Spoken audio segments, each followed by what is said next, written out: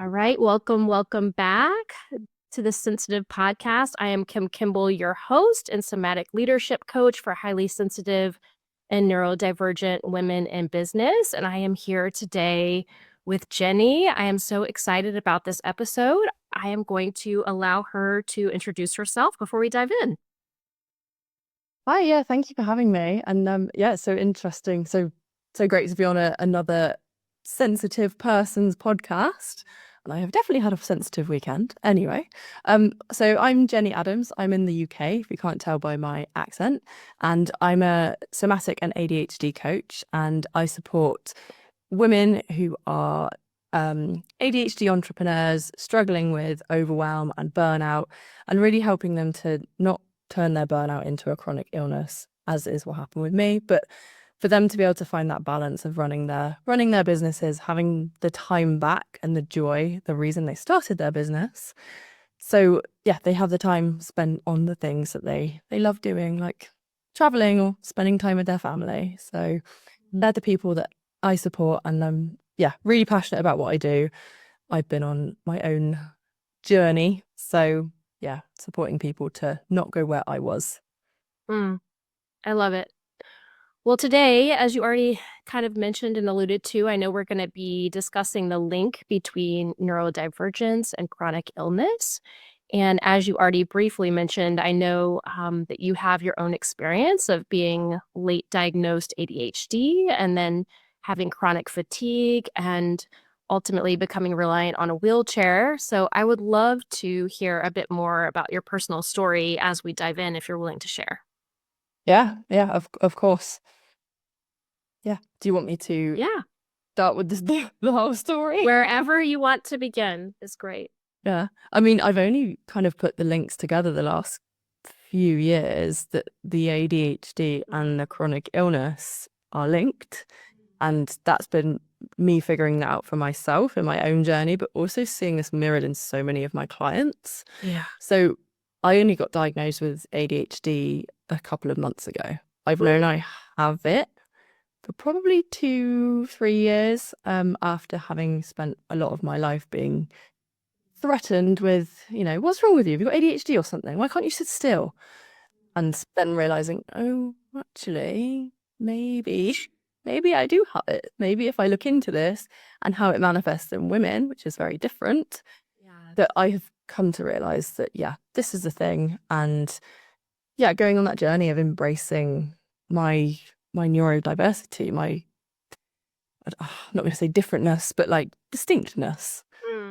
And having only had that recognized at the age of 33, obviously there's been a life of patterns and hiding and masking and shame and stuff that's come with it. And people may already know this, but the way ADHD tends to show up in women versus men is very different, and women generally internalize a lot of the hyperactivity, and we get a lot of the anxiety, so we don't necessarily look as obvious as, the typical naughty boys bouncing off the balls in school, that everyone kind of has this version of ADHD. And so for me, going through school, being bullied for being different, my dad died when I was 13. I went through some abusive relationships throughout my teens, and like all of these traumatic things going on, me just feeling for a lot of my life that there's something wrong with me. And these beliefs of, am I unlovable? Am I stupid? Am I lazy? Like, what's wrong with me? It must be me, because everyone else around me seems to be able to figure stuff out and I can't. So going through quite a lot of trauma and never having a safe space to process any of that, eventually my body took on all of this stress and trauma without anywhere to let it out, and I got very ill. So I burnt out, and then I pushed against the burnout until my body one day was just like, no, you're not getting out of bed. You are not going to be able to move. And my function went down hugely. So I could just about hold down a job, but I had no space for socializing, looking after myself. I was just stuck in extreme survival mode. Some days not even being able to get up and like go to the toilet, and then having to limit how much I would drink. And it was pretty extreme. And that was a lot of my 20s. Wow. So yeah, it was not the most pleasant journey, but I learned a lot. And this might be controversial. I wouldn't change anything. If I went back, that has been a bloody hard lesson to learn, but that was my story. They were my lessons, and they have made me so much stronger. Yeah, coming out of that. And I'm now fully recovered from the chronic illnesses. I have always had a very sensitive nervous system, but I'm working with that now instead of trying to push against what the world wants me to be, and honoring my sensitivity and allowing. And yeah, I see this in a lot of my clients, that they've come to me with chronic illnesses, and I can recognize in them and just start opening the conversation up. Have you looked into, neurodiversity? Do you think you might have potentially ADHD? And yeah, there is definitely a link between those.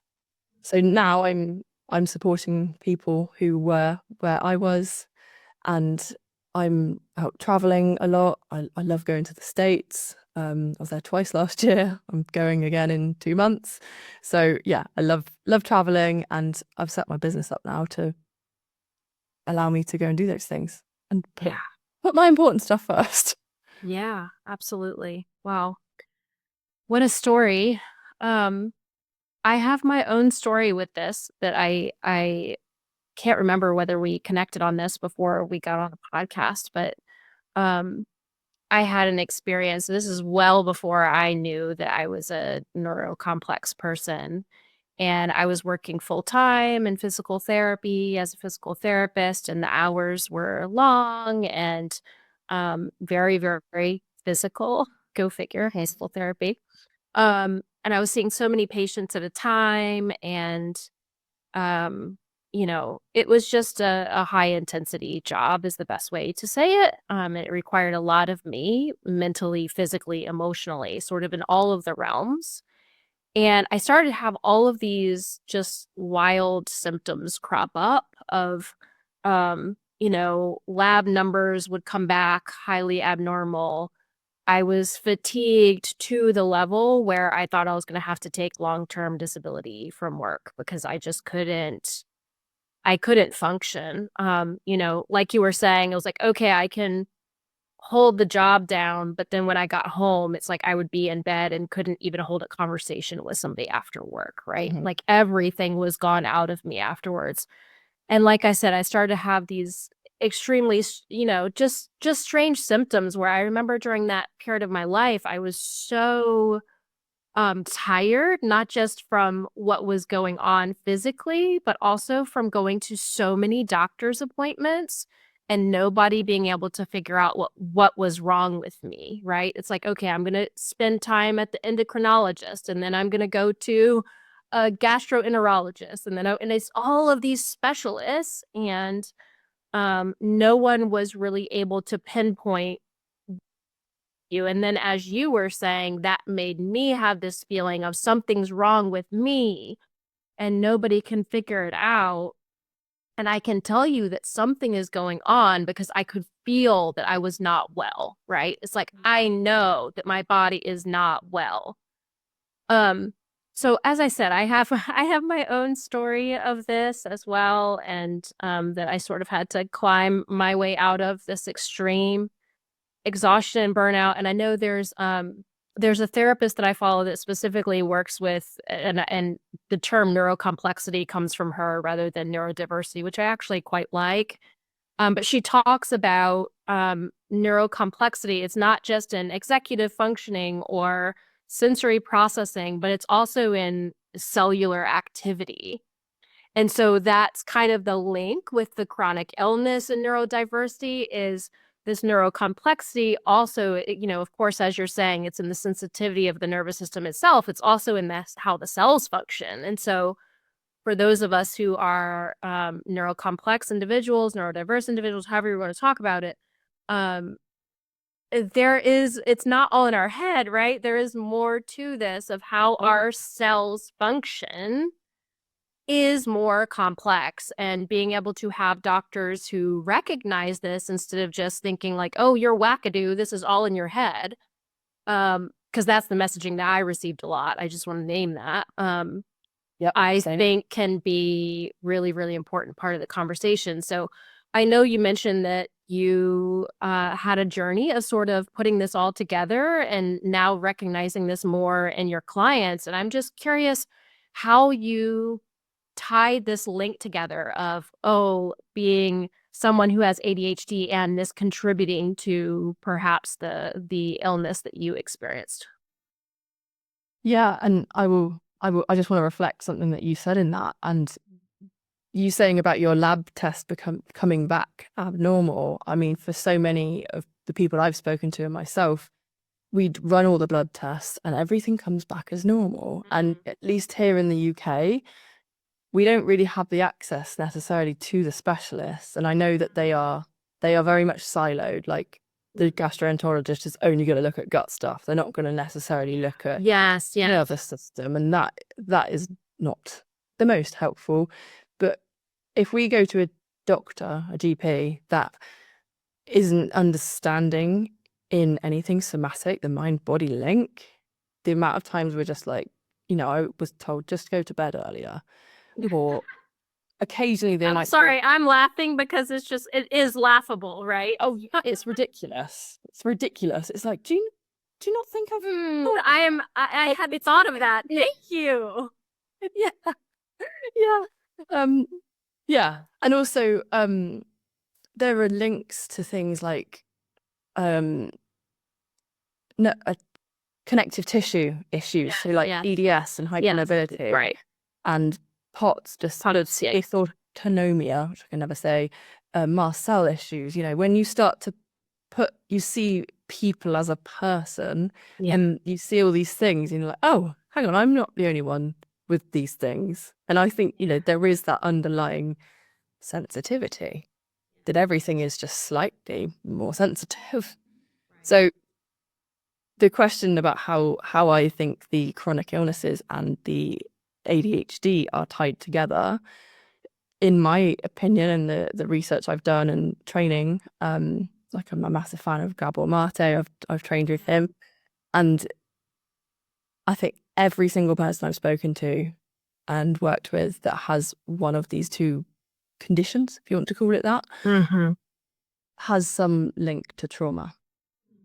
So in my own story, having trauma throughout my childhood, and they're not necessarily big T, some of them are, but some of the lack of attunement and being probably slightly sensitive anyway, and then not having that attunement and not necessarily having all of those needs met that a very sensitive child needed.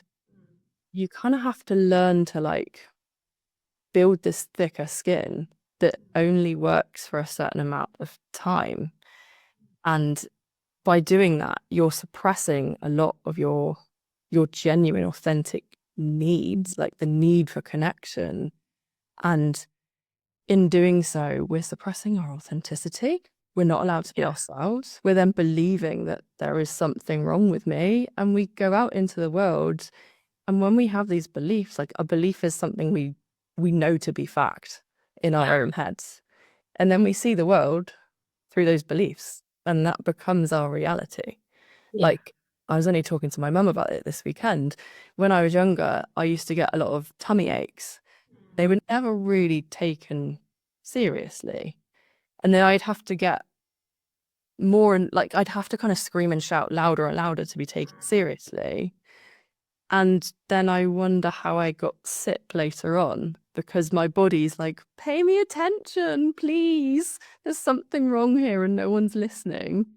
And we go through life with those little whispers of, maybe you need to rest now, or take a little bit of time out, or maybe you just need to get up and go to the toilet, but you're in a Yeah. meeting.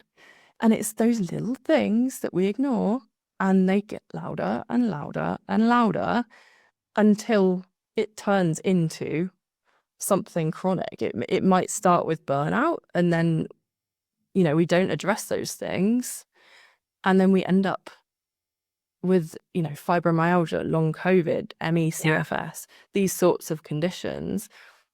And a lot of the traits of ADHD and having the lower dopamine, we are Mm. often chasing that dopamine, and we're very passionate people, but when that's not necessarily supported in the right environment, we will jump from one thing to another, and we're chasing that. Well, once I've got that, then I'll be happy, or once I do that, I can relax.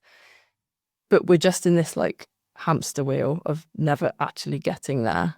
And if we don't take that step back, we're going to be constantly chasing something. And then what happens when we're not listening to our body because we're always on the go?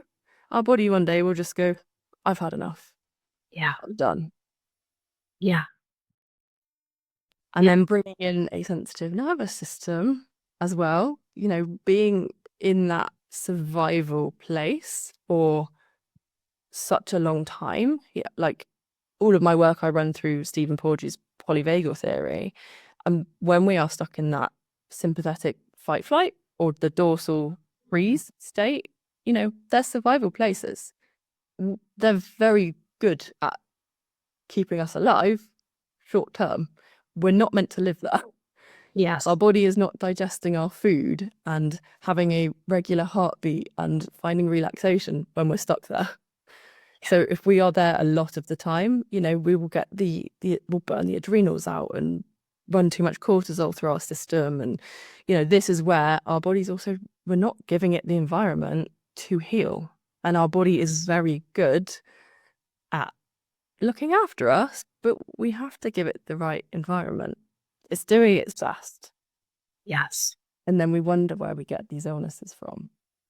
Yeah. I mean, you just described my stint with illness, and in so many words, exactly what you're describing. I was stuck in fight flight, lots of cortisol, burning my adrenals out, completely exhausted, and nobody that I ever went to as physicians really took the state of my nervous system into account and what was happening on any of those levels, right? So yeah, absolutely. And I heard you mentioning in there, like obviously the link with neurodivergence and these chronic illnesses being trauma, whether that be capital T trauma or little t trauma. But I also heard you talking about like the suppression of who you really are. And I'm curious how you've learned how to stop suppressing who you are and really learn to work with what works for you in your business and in your life. Yeah, good question. And I don't think there's a one size fits all or like a specific thing. It's been a learning over a few years and needing the evidence as well. And this can be the case for a lot of ADHDers, is if we've got so much evidence of a belief or whatever, like it can take a little bit longer to repattern that. And I think I had a big breakthrough in 2018. That was the year that kind of kickstarted my recovery. I was 27 and just got to the point where I was like, I'm done. Like, I'm not living like this anymore. And it wasn't that fighting energy that I had lived in for so long. It was just an acceptance of like, okay, I'm here and I'm so stuck and so sick. I don't want to do this anymore. And it was almost that softening, that surrender. And then I could make these choices of actually, where do I want to go, rather than that fight, because what you fight just gets bigger. What you resist persists. Yeah. And I learned that the hard way. And that was the year that I changed my diet, took away some stuff that was very inflammatory for me. I started to see a therapist because I was seeing these patterns in relationships and went, I'm the common denominator here, and maybe there's some trauma going on, and I kind of need to look at that. And I found a movement practice that for the first time in my life wasn't that pushing, not good enough state. It was, oh, I can enjoy being in my body and feel safe. What? What is this? And it was genuinely one of the first times I think in my life I had found that. And once I had seen that there was this other, I didn't have to be in the pushing and the suppressing. I felt so much better. I felt so much more joyful. And I was also having difficult conversations with the people I had around me because there was quite a lot of unhealthy relationship dynamics that I was in. And I would have those conversations and, stress out about it first and get really anxious. But once I'd done it, I was like, oh, again, I feel better. And I've stood up for myself. And there was something just happening in my body that was like cheering me on. Like, yes, you're finally listening. Yay, we're going to give you all of these like good feelings and good opportunities. And then I've learned slowly but surely over the years, the more myself I can be, the more magnetic I am, the more my people want to be around me, that I have a voice, I have choice.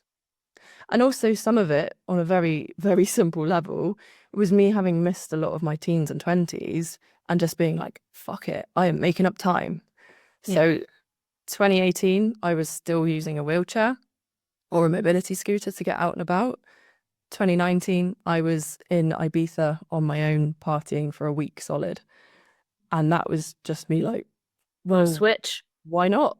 I didn't get to do this when I was younger, and I'm going to go do it now because I want to. And it was later that year that I met my now fiance. We're getting married this March. Congrats. So thank you. So yeah, I've learned slowly suppressing is not the answer. And I'll give you an example. Like last night, I was trying to unload the tumble dryer and feeling a little bit stressed out.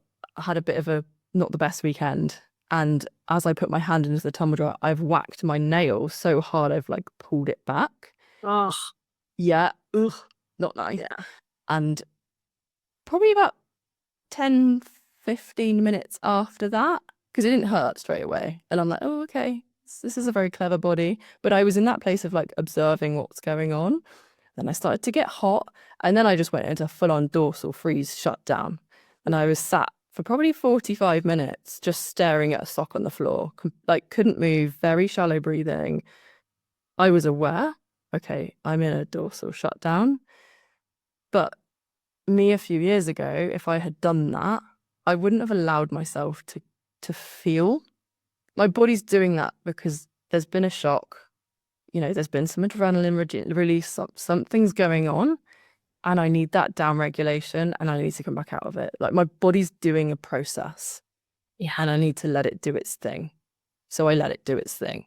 But a few years ago, I wouldn't, and that would come out when I'd get an email from someone that felt slightly critical, and I would just be in shutdown for a week and like, what's going on? Why has this happened? Rather than actually letting your body, when you're in a safe environment, something like that happens. Okay, my body's shutting down. Just let myself let it happen. But my pulse sacked a little bit, and I was just like dorsal over my legs. Yeah. He was like, "Do you want a drink? Do you want some food?" I'm like, just let it happen. Yeah. Like touch my legs. Because this was after about 45 minutes. I'm like, start coming back to feeling that I have a body. And it's still lingering a little, but not like it was yesterday. So Yeah.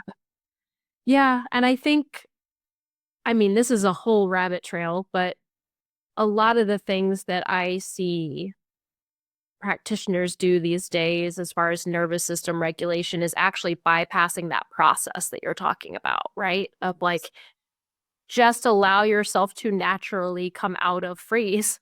Allow yourself to be in freeze for the period of time that your body needs. Allow yourself to naturally thaw. Um, and everything that I feel like a lot of people are talking about with nervous system regulation is trying to speed up the process, bypass the process. And what I think Jenny and I are talking about right now is actually seeing the wisdom in the process, allowing it to actually be a process, understanding that there is a wisdom to your body and that the survival states that you were talking about are actually needed. You know, I think a lot of times people demonize these states.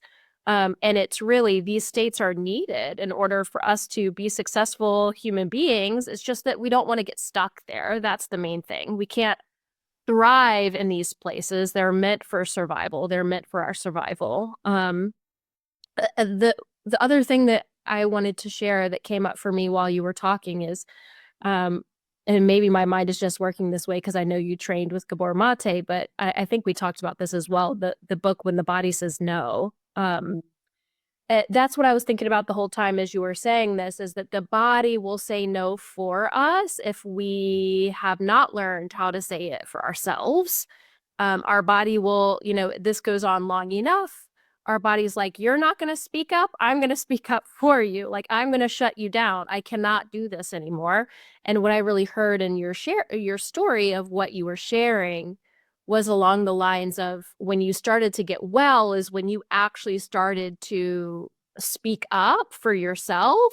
You started to use your voice yourself. And then what I was thinking of was that book of, well, then your body didn't have to do it for you anymore. And so therefore you could get well, right? Your body no longer had to be your mouthpiece if you would. So yeah, I wanted to share that as well. Yeah, and I love how you put that as well, because one thing I see in my previous self and a lot of the clients I've worked with are these traits. And again, the ADHD pattern recognition of quite quickly seeing the traits of people, and often those people with the chronic illnesses, that the people pleasers, they do everything for everybody else, they're overly generous, you know, always giving, always looking after other people, and never taking the time, and always busy, can't Yeah. stop, never being able to actually pause and come back to themselves. And I was definitely one of those. And yeah, I think that's how our body will eventually just say, no, too much. That's too much. And going back to your other point as well about the like the bypassing, Yeah. that process. And one thing I love to talk about is we need a flexible nervous system that we can go in and out of those states. Yes. Yes. It's not healthy for anyone to get stuck in one of those, because life's going to happen. Like, we don't always want to be in that ventral connected place, because, you know, a bang goes off behind you and is it a gunshot? Do I need to hide? Like, what's going on? And if you're like, oh no, it's all good, you need that part of you that will put you in that state to go, okay, there's something going on here, you need to react, and then downregulate if necessary. Yes. And I think that, okay, there's something uncomfortable here, let's regulate it away and let's do it all. It's like the tools are there to help us find the evidence within ourselves that we can be in discomfort for a certain amount of time. You know, that it's that window of tolerance that we can kind of sandwich with a regulation tool to kind of say, you know, that's the beginning and end. This is something that can up or down regulate us, but they're kind of practices for when we do go into that, like I did yesterday. I've got that awareness. I'm in a dorsal state right now. I'm not going to die. My body might feel like I'm going to die. I've hurt my hand. I'm just in a dorsal state. I will unfreeze when the time is right, but this is okay. I've got that knowledge and understanding. I'm not necessarily like, okay, I need to upregulate. Come on, let's get moving. Because my body's just like, I can't move. I couldn't move my eyes.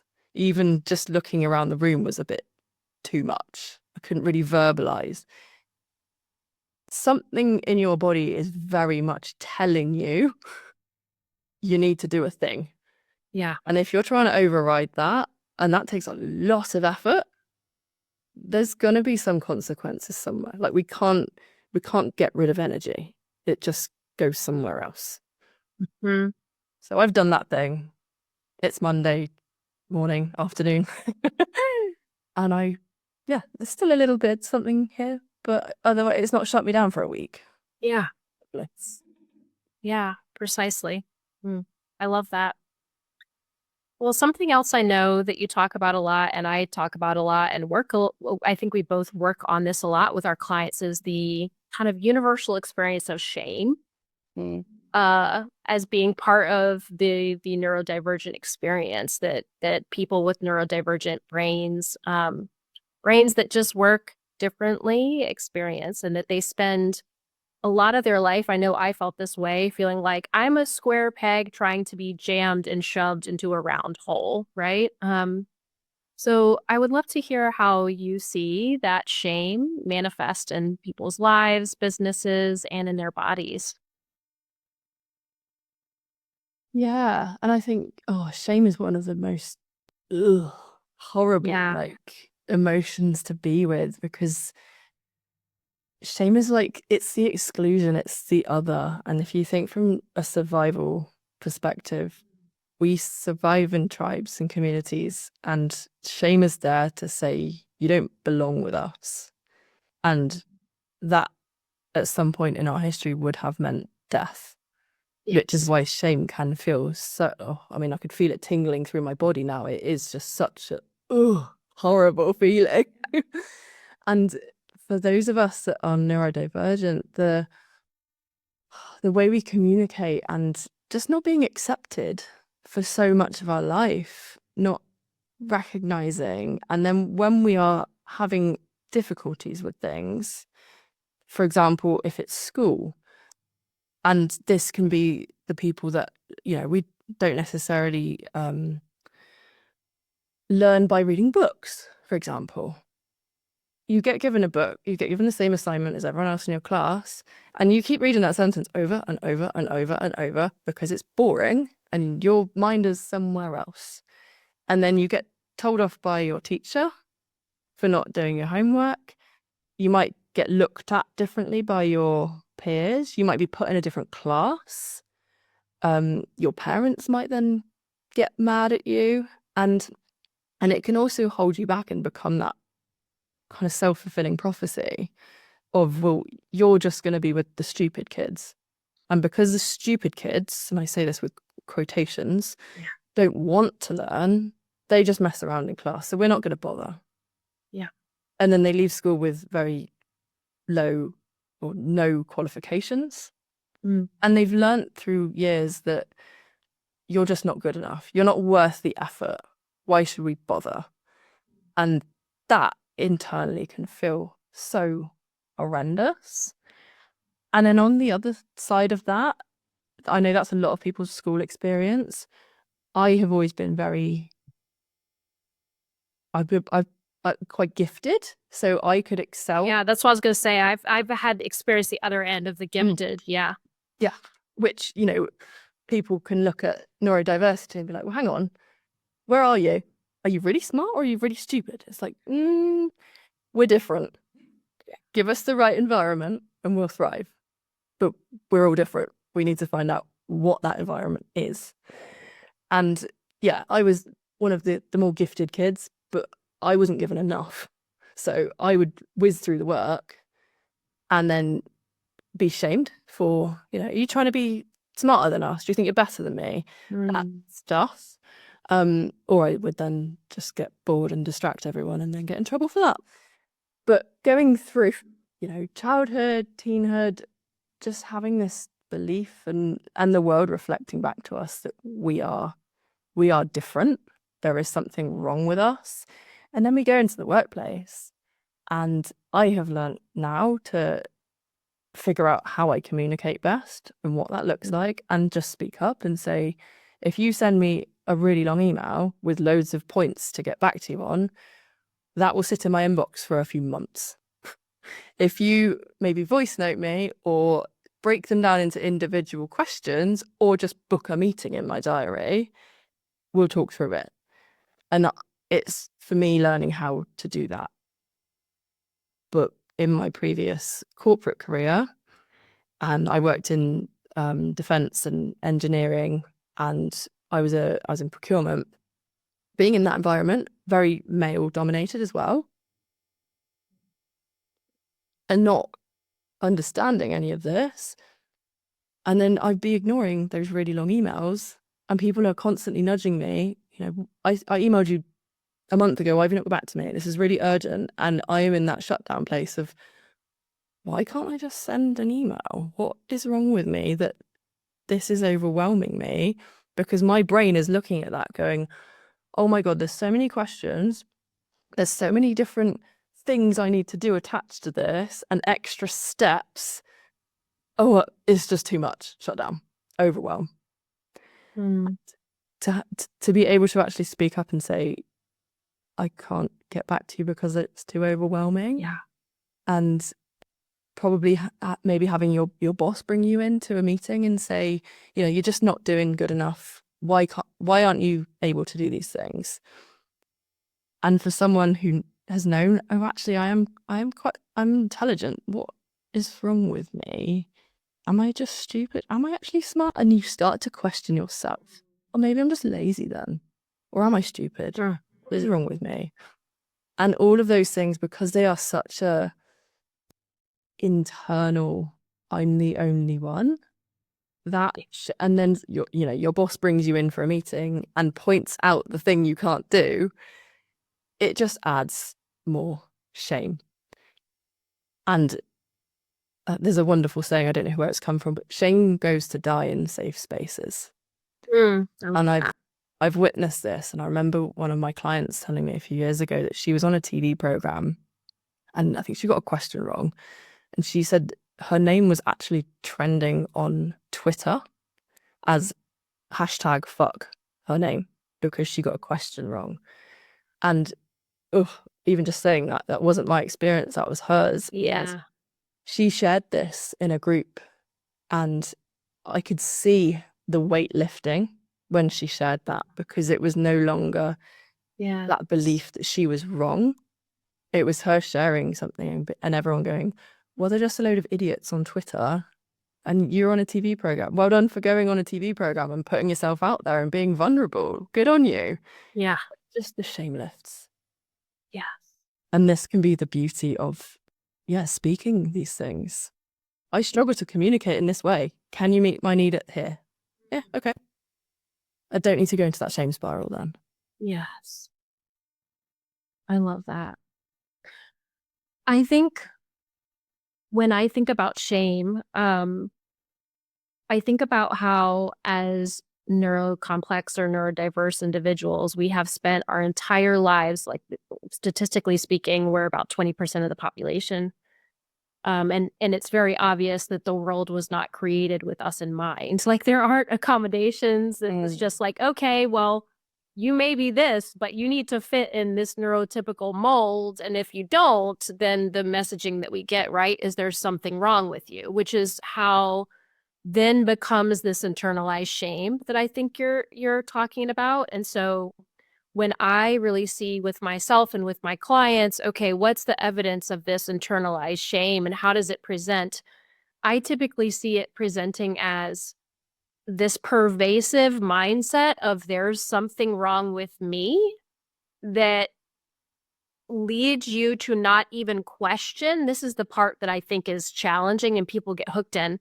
This pervasive thought of there's something's wrong with me leads people to not even question, well, maybe this isn't the right environment for me.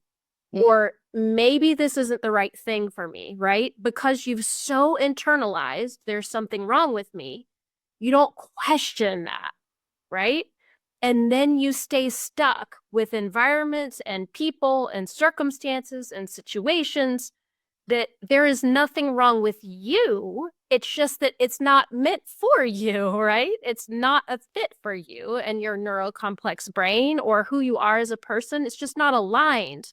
But we never question that as neurocomplex people because we've been so ingrained to question ourselves rather than the environment because of, like I said, being a neurocomplex person in a neurotypical world.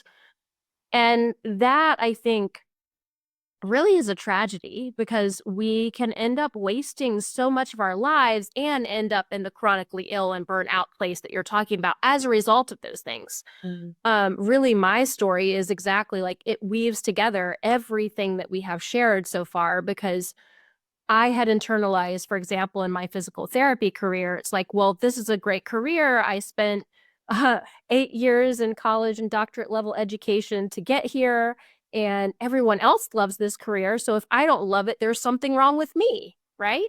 And that's the thing. Like I didn't have any context at that point in time of like fluorescent lights, lots of music, lots of clients at one time, like lots of pressure to do multitask and get a million things done at a time, so much sensory overwhelm and stimulus, all of these things, right? And I didn't have any context of how all of this was affecting my sensitive nervous system.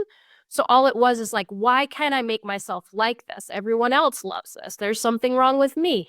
And that equated to 7 years. I mean, I ended up being in the career for 13 years, but it was 7 years before I had to literally quit my job and backpack around the world by myself to get a break because I was so burnt out and experiencing all the health symptoms that I said, because I never questioned, like, maybe this just isn't a fit. So, like, how many times have we as neurocomplex individuals sat through something, forced ourselves to sit through something, forced ourselves to be in something because our internalized shame has never allowed us to question, like, maybe this just isn't for me, Mm. right? And I think that internalized shame we're talking about, it comes down to us recognizing what our needs are, which can be hard if we've never had them met. If we spent our whole life, we cried as a baby and no one picked us up, we learn to stop crying. And then we're seen as a good baby because, you did the thing that the parents wanted. And if we can't recognize those needs, how are we going to ask for them? And we wouldn't, I think that there's this part of our brain that we will always look back. Our brain likes to go through shortcuts, the easiest route. We will look back at what's happened in our past and we'll go, okay, well, that therefore means the future will look like this. Mm-hmm. So we can't see that our future could be more expansive, more joyful, bigger, more opportunities, different in some way, because we only go on what we've seen.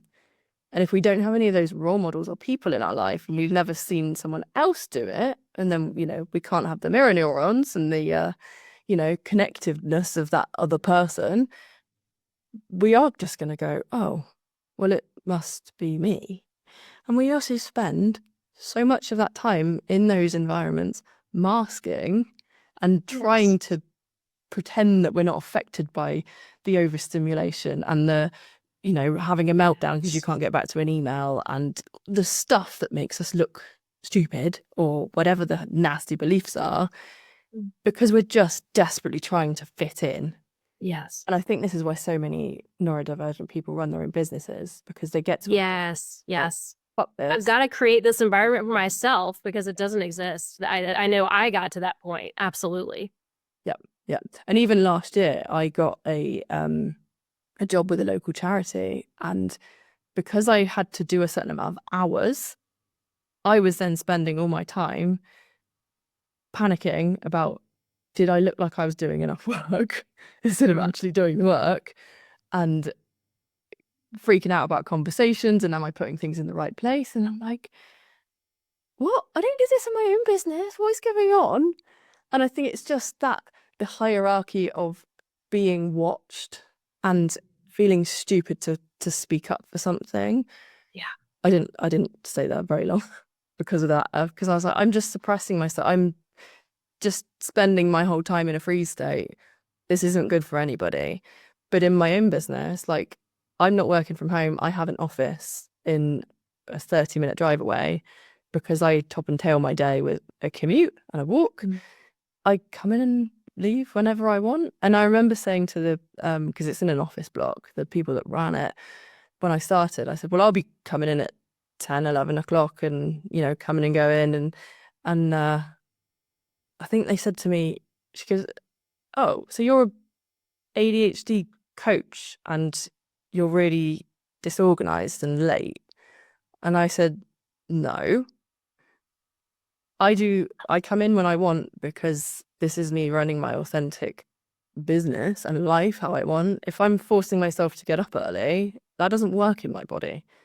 I don't want to start the day with a hit of stress. I like to wake up gradually.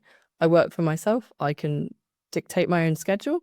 So I move my schedule around what fits me. No one's watching Right. me. Exactly. I don't talk to anybody that's keeping an eye on me or any of that stuff. I do what I want now.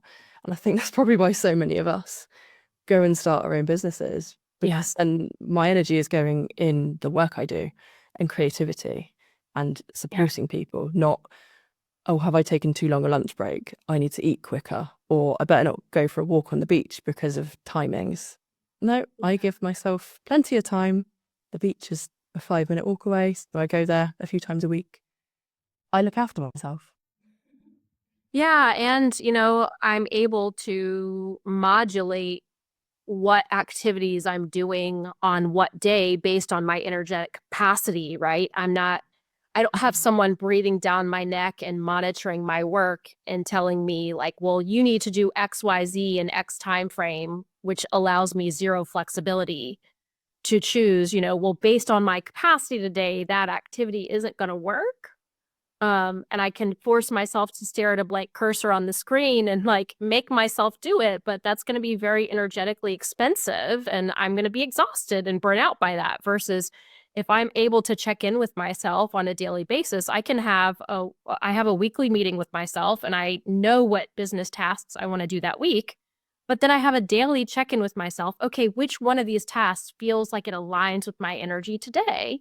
And I don't have that type of freedom in a work environment, in a corporate work environment, right? Where it's like, oh, you're a cog in a machine and you have to do, we're expecting XYZ outputs. And if you don't do those things, you failed and you're going to get fired. And so there's just, I think, I literally, I look back on, my time in corporate and I have no idea how I did it as long as I did. Literally no idea.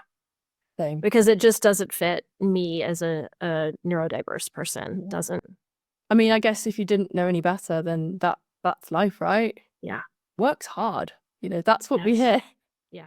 If you want things, you're going to have to work hard and sacrifice. And no. How about when you're in joy and magnetism and abundance? Better things come to you and people go, how are you doing those things? I want some of that. And also the energetic check-in, like that's so important. And I did that. Well, I do it throughout the day. Yes. Because of my shutdown last night. Yep. I'm quite tired today. So I have chosen to pay a few pounds for parking outside my office rather than walking up and down the hill that I normally do. I did a workout this morning, but I did a very gentle strength training for half an hour instead of an hour. So it's like I still want to move my body, but what can I drop today? Yeah. And also for those of us that have cycles, we have cycles. We are not the same every day of the month. Yeah. And we live in, I could talk about the patriarchy all day, every day. But again, these systems are set up in that very male dominated, you've got the same refreshing energy levels after 24 hours. And I plan my whole business as much as I can now around my cycles. So I have my own podcast, Calm Your Nervous System. I don't book recordings in when I'm on my luteal week or my period. I do it when I'm in ovulation and follicular phase because that's when I want to be out talking to people. I'm more in that energy. It doesn't feel like a drag. I don't want to produce anything, nor my team, when it's coming from that, oh, I need to do this, that low vibration energy, because what's the point in doing it? Yeah. So that I set my, as much as I can to take into account my cycles. And on a day like today, I was looking at my calendar, like, is there anything I can take out? What can I change? And I've paid for parking. I have another meeting after this, and then I'm going home. Perfect. Yeah. That's exactly what I'm talking about. And I feel like the internalized shame links in with what you're talking about too, because so many times I feel like, my clients will be like, oh, I can't get myself to do something. I'm like, well, what state are you in your cycle? If you're luteal or you're on your bleed, is it really that you're having resistance or you can't get yourself to do, or is it just where you are in your cycle? There's nothing have gone wrong, right? So just being aware of our bodies and these things can also help lift some of this internalized shame in some areas and ways as well. But really what I heard in both of these areas that we were talking about just now is just like supporting people and yourself to become more aware of what your body is asking for instead of like more, like becoming more in tune with your needs, what your body is needing, wanting, your energy levels, all of that. And I'm curious, obviously, I know this is a very big topic. I know I feel like I could have like multiple podcast episodes on this one question itself, but in general, how do you support yourself to become more aware of what their body is asking for? Yeah, really good question. And I think one of the easiest and most simple ways to start, because this doesn't have to be big and complex and hard. It's tuning in to those little things every day of what do I feel like wearing? Like this morning I had two jumpers. I had this one and then I had a black and white one, and I had the black and white one out for today, and this morning I went, no, I want to wear the pink one. And it's like, how do I know that? That's not a thought. There's something in my body going, that one. It's when you're having a choice of breakfast. Do I want toast? Do I want cereal today? And there'll be a little something that will pull you towards one of them. And it's just tuning into those. What clothes do you want to wear? What food do you want to eat? How do you want your hair to be today? Like just all these little things. Which path do you want to take? Which way are you going to drive to work? They're simple little decisions, but there'll be something in your body that is nudging you into those places. And when you can start to listen to those little nudges, you then might hear, like I have today, you're quite tired. And I did the workout earlier, and then I did like a little bit of a shavasana afterwards. And it was in that moment of just the pause, intuitive. I've done my workout. I'm not going straight back into doing. I'm just going to let this settle in my body a minute. Just let on the floor for a couple of minutes. And it's in that moment that my body's like, oh, thank you for lying down. And I could hear, thank you for taking a moment. And again, just intuitively, I have my hand on my heart, on my stomach, and I'm not a yogi. Just having this gratitude for my body. And there is that, we can talk about the mind-body connection, but just there's the togetherness of those meeting and your body not having to fight, and there's this graciousness and gratitude, and just thanks for listening. And then when you can experience those, and they might be seconds. I'm not a person that can sit in a 30-minute meditation. My other half can, but not me. It's those little micro moments, or the pause of looking out the window for a second, feeling your feet, and just oh, this is good. And then when you can tune into that, yes, you'll get the nudges of you're tired, but you'll also get the opportunity. And being a sensitive person, when I'm out on my travels, or like even I go to our local beach, and I live in Weston-super-Mare. So if there's any Brits that are listening to this, Weston is a massive beach, but the tide goes out so much it's normally just mud, and it's the channel. So it's not the prettiest beach, but it's expansive. And I can go there some days and I'm close to tears because I'm just like, oh, just look at this beauty and expanse and the clouds, and every day on the beach is different because of the weather and the tides and everything.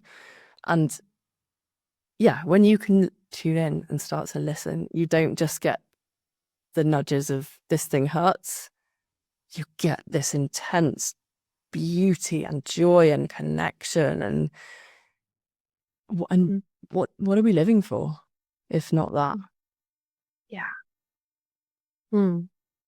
I love it. I think that is a beautiful place to end.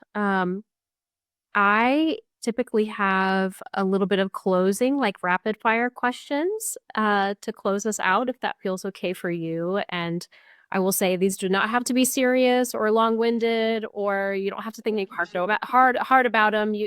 Think too hard about it. Just whatever first comes to your mind. But first question is just: is there anything that you'd like to say in closing that feels like it needs another moment to wrap up from the podcast? um I think just reiterating finding this authenticity, and you don't know what you don't know. What if I've got this on my wall behind me? What if it all works out? What if it's Mm, better than you expected? I love that. What do you wish people knew about your experience as a neurodivergent person in the world? That sensitivity is not a bad thing. And I will show you something very quickly. My friend bought me this yesterday, and this is very much my crass humor. It's a key ring that says, "Maybe I'm not too sensitive. Maybe you're just a dickhead." Yeah. Embracing your sensitivity, because it can be a gift and you're not always wrong. Mm, I love that.